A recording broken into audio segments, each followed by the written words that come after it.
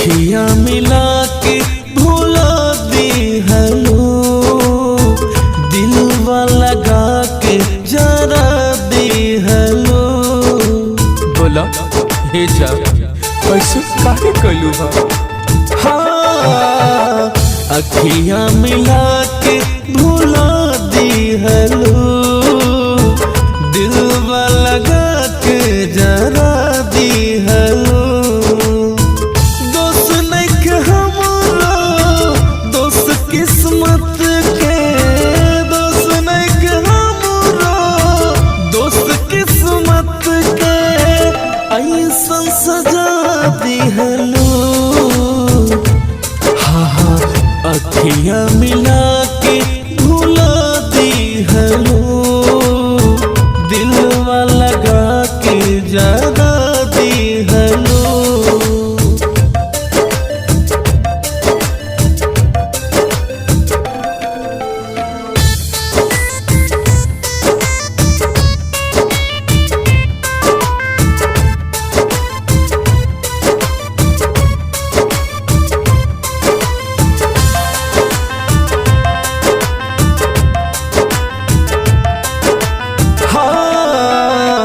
जिंदगी के ऐसन मोड़ पे तू ही ले आईलू, घुट घुट के जिया तानी ऐसे तड़ पाईलू।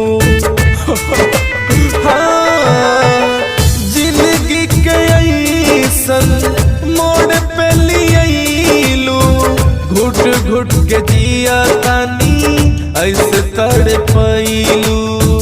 बीच राह में जानू जन जइह छोड़ के, बीच राह में जानू जन जइह छोड़ के, ऐसन कसम ली हलो।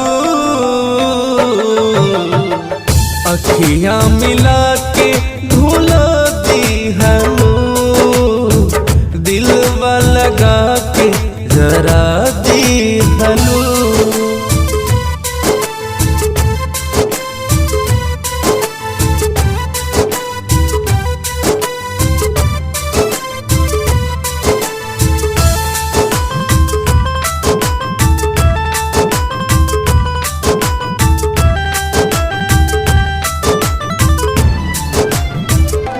हाँ, जी अमरे के क्रिया तू ही तो खैलू, रहे के साथ नहीं काहे बात कैलू।